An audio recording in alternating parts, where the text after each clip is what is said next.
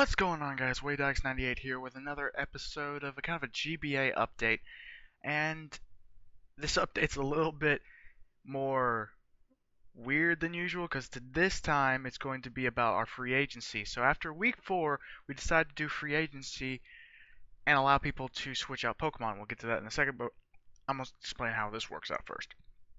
So we went from the bottom, which right now is the San Francisco 69ers, to the top. Funny thing, both the first and the 10th team haven't picked out yet. Just they're busy today. So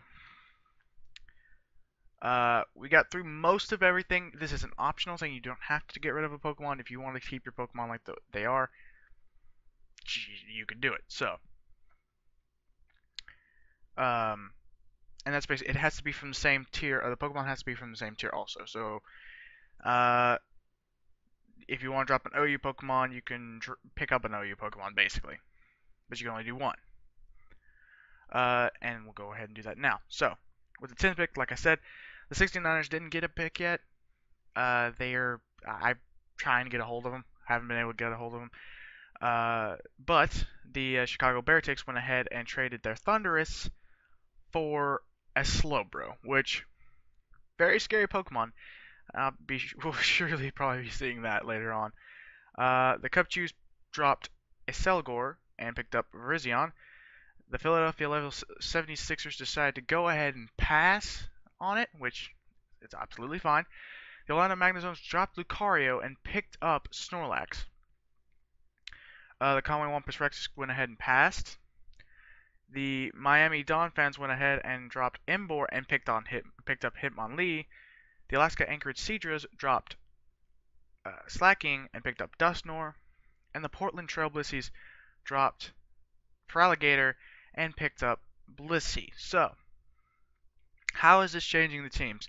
Well, the Chicago Bearticks are now no longer a team that you'll be seeing the Thundurus lead. The Thundurus lead was basically his only lead. I do not know what he's going to lead now. So, but the Slowbro is a very scary Pokemon on the special defensive side, especially with its Mega Evolution. Now he does not have to run just the Mega Venusaur. That adds a little bit of variety to his team. The Selgor for the Virizion. The Selgor really wasn't used by him, Jacob, anyway, so kind of just getting rid of maybe a possible use of the grass fighting type. It's really weird. It's bad typing, but it's got a pretty good special defense. If there's no flying type on a Pokemon's team or on the team, it could be useful to him. The Philadelphia 76ers weren't changed any with this, but it was kind of he has a really good team. So, good to see them sticking with that. Orlando Magnazones.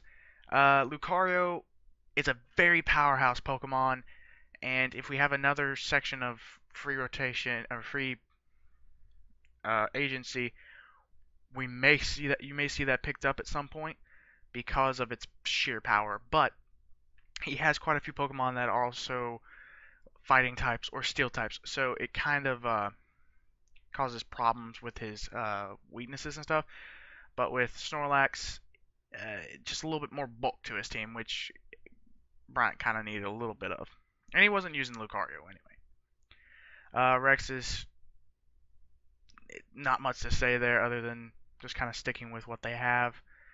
The Dawn fans. Dawn fans gave up a firefighting type for a pure fighting type, and I talked to Corbin about this one, and he basically puts it this way.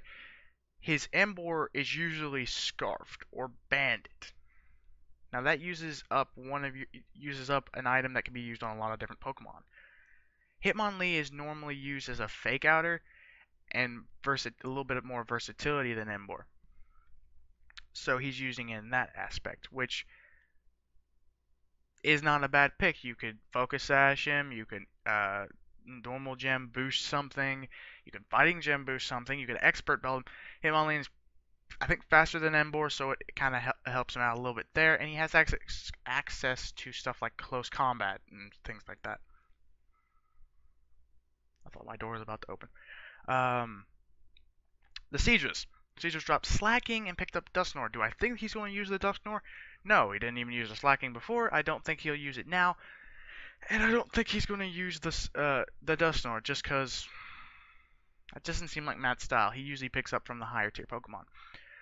He's not often using a lower tier Pokemon other than maybe the Quagsire or the Miltank, which have good abilities to complement each other. Or he just likes because he likes saying their nicknames like Milkasa. So then we have the Feraligatr and the Blissey. So Feraligatr dropped for the Blissey. So I can kind of see where this comes from. Axel has a huge amount of power already, and he really doesn't need. He really kind of needed a good special defender, which Blissey is.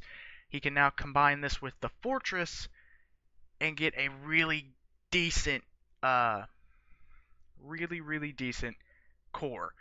Being that Blissey doesn't have any weaknesses that Fortress shares, and Fortress is a good defender, and Blissey is a good special defender. So it's kind of a win-win for him. I've talked to Carter, and Carter was just busy with work, so most likely we'll see this fill in a little bit. I'll try to update it maybe on Twitter or something.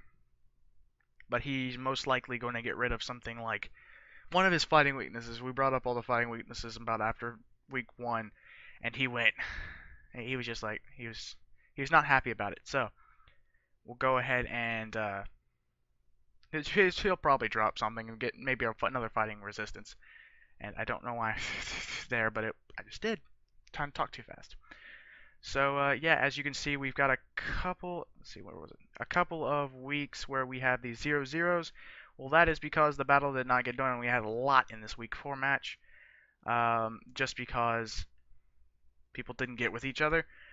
Coaches, if you're looking at watching this right now, don't wait for somebody to come talk to you. Try to get a hold of them. And if you're ever having trouble getting connections with other people, because I know Nick doesn't have his phone number with all of us. You're gonna have to probably go through me for that. So for week 5, you'll be seeing at least a couple of these battles within the channel. I know you'll be seeing mine for sure. That's a big battle for me and probably Matt, because that's a battle of a top 5 team, a couple of top 5 teams. So that will shift standings if that is a big one. So if needed, battle between the 1st and 10th ranked teams. Let's see, we have the 76ers, which are 7th, and the Miami Dolphins, which are 4th. And then we have the Cub Chiefs, which are 8th, and the Magnazones, which are 6th. And then the Portland Trailblazers versus the Chicago Bearticks. And it's the battle of the 2nd and the 9th. So I'll be really happy to see what comes out of this. It could be basically whatever happens because, well, whatever.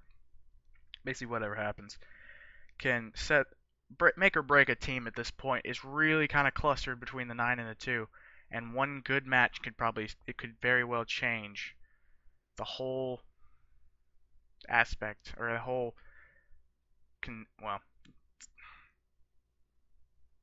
I can't even think of the word. The whole just lineup here.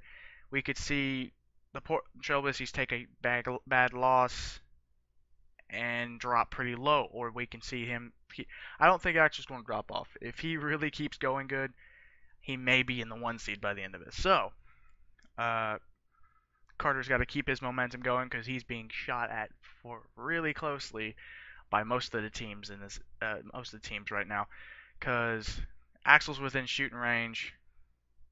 I don't think the next 3 teams are not, but they're so clustered right here because of the chance to the points for wins and stuff. If the Rexes were able to beat the Siegers this week and the Donphans won, the Siegers would drop probably about to the 5th or 6th spot, along with the Donphans and the Rexes moving up. So it's just all that can happen right now. So yeah.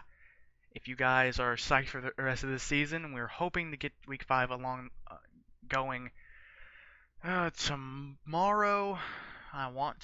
We're falling so far behind because people are having all sorts of trouble just not getting in with their battles, and I'm too nice of a guy with that. So, I hope you guys enjoyed. If you liked, leave a like. If you didn't, well, You don't have to do any of that. Hope you guys enjoyed. Thanks so much for watching. Goodbye.